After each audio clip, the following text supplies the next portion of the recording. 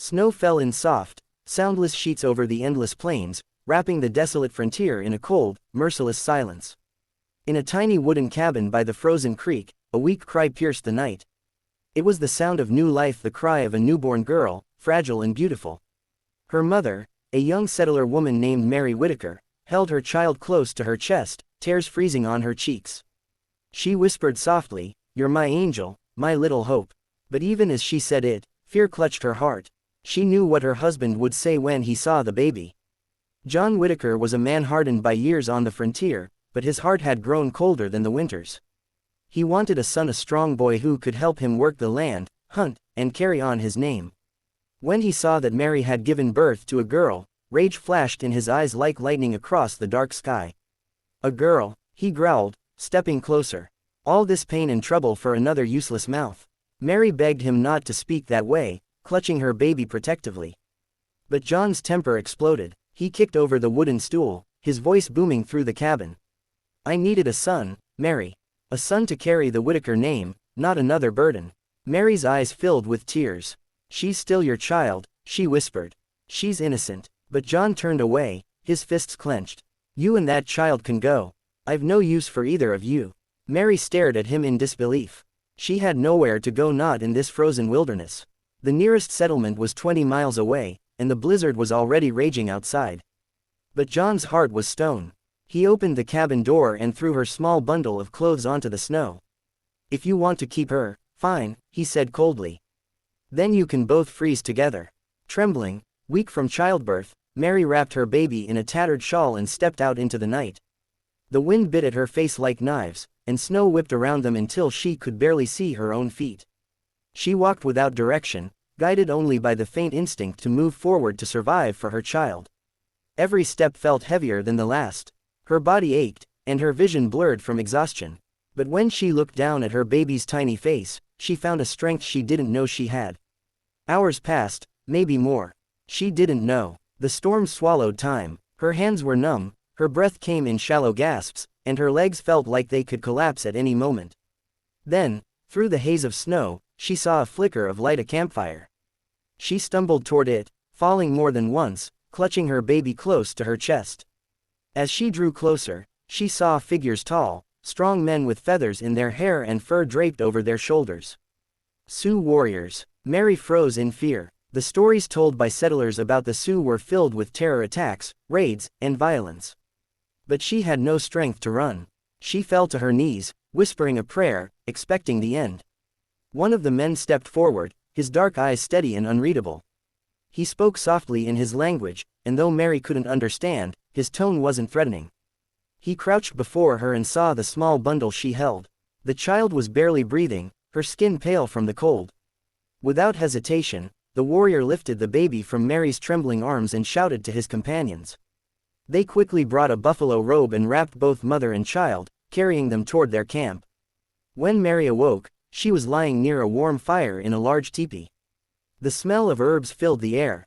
An older woman with kind eyes was gently pressing a warm cloth to her forehead. The baby lay beside her, swaddled tightly, her little chest rising and falling peacefully. Tears filled Mary's eyes as she realized. They had saved them. The warrior who had found her stepped into the teepee. His name was Chaska, which meant, firstborn son. He was tall, proud, with deep brown eyes that seemed to hold both strength and sadness. He spoke softly to her, his English broken but clear. "You, safe here, baby, strong. You rest." Mary wanted to thank him, but words failed her. She could only whisper, "Why did you help me?" Chaska looked at her for a moment before replying. "You carry life," he said, touching his chest. "Life is sacred. No man should throw it away." Over the next few days, Mary recovered slowly. The Sioux women cared for her as if she were one of their own. They brought her food, helped her nurse the baby, and told her stories around the fire. Little by little, she began to feel something she hadn't felt in a long time: safety. Chaska visited often. He was quiet but attentive, always bringing something: firewood, a bowl of stew, or a carved wooden rattle for the baby. He told her about his people, about how the Sioux believed every life was part of the Great Spirit's circle.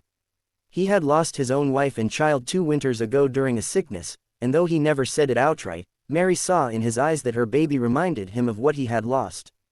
As winter began to thaw, Mary's strength returned. But so did her fear. She knew she couldn't stay forever. The settlers would never understand her living among the Sioux, and if John ever found out she had survived, he might come looking for her out of pride or anger. One evening, as the sun dipped below the horizon, painting the plains gold and red, she told Chaska she planned to leave. He was silent for a long time. Finally, he said, "You go where hearts say go." But out there, he pointed toward the west, where the land stretched endlessly. Out there is only cold and men with hard hearts. Mary looked down at her baby, now smiling and cooing softly. "I can't bring danger to your people," she said. "I've already caused enough trouble." Chaska stepped closer. "You are no trouble," he said firmly. "You are brave." She met his gaze. "You saved my life, Chaska. I'll never forget it." He hesitated, then touched his hand to her shoulder. "If you ever need, my fire always here." When the day came for her to leave, the tribe gathered to say farewell. The women gave her food, furs, and a small medicine pouch for protection. Chaska stood apart, watching silently as she walked away with her baby. She looked back once their eyes met, and in that moment, she realized that sometimes, kindness comes from where you least expect it. Days later, Mary reached a small settlement near the river. The people there were wary of her at first, a woman appearing out of nowhere with a child wrapped in Sioux cloth. But when they heard her story, some offered help. She began working as a seamstress, sewing clothes for travelers and soldiers. It wasn't an easy life, but it was peaceful. Her daughter grew stronger each day, and Mary named her Hope because that was what had kept her alive. But the world beyond her small cabin still carried the echoes of her past. One morning, as she was hanging laundry outside, a rider appeared on the road. She froze. It was John. He looked thinner, older, his eyes burning with something she couldn't quite name, shame, perhaps, or bitterness. He dismounted and walked toward her. "Mary," he said quietly. She clutched Hope close to her chest. "What do you want, John?" He looked at the child. "She's mine," he said softly. "My blood." Mary shook her head. "You lost that right the night you threw us out." John swallowed hard. "I was wrong," he muttered. "I've been a fool." For a long moment, there was silence, just the wind whistling through the prairie grass. Then Mary spoke. "You were more than a fool. You were cruel." Her voice trembled, but her eyes were steady. "You left us to die." John took a step closer. "Let me make it right."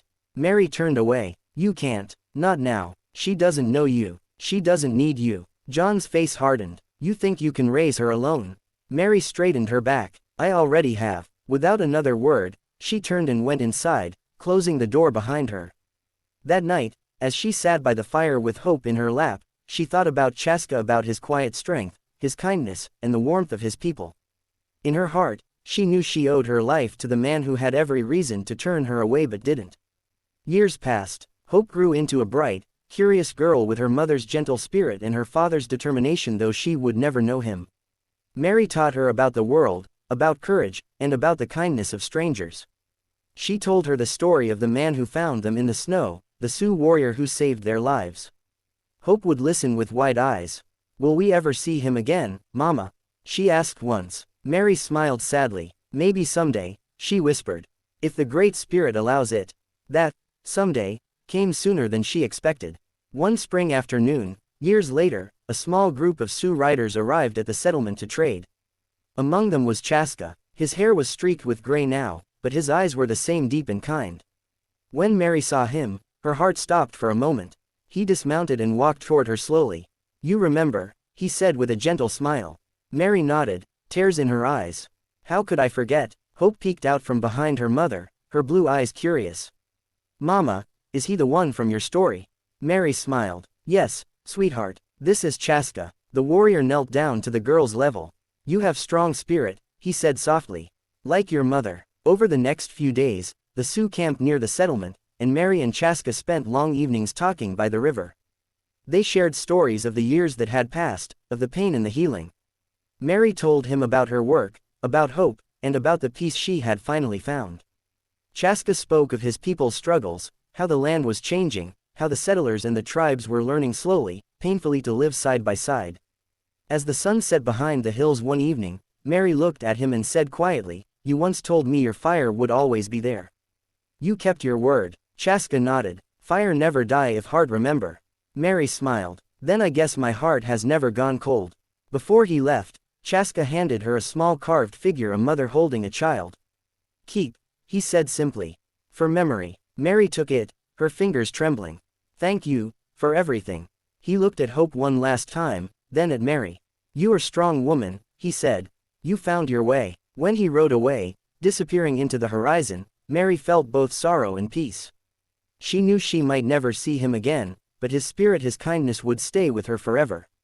Years later, when Hope was grown and Mary's hair had turned silver, she often sat by the fire and told her grandchildren the story of the night she was thrown out into the snow and how a Sioux warrior had saved her and her baby. And every time she finished, she would look toward the distant plains, where the wind still carried whispers of the past, and she would smile. Because even in the cruelest winter, she had found warmth not from the man she married, but from the stranger who showed her what humanity truly meant.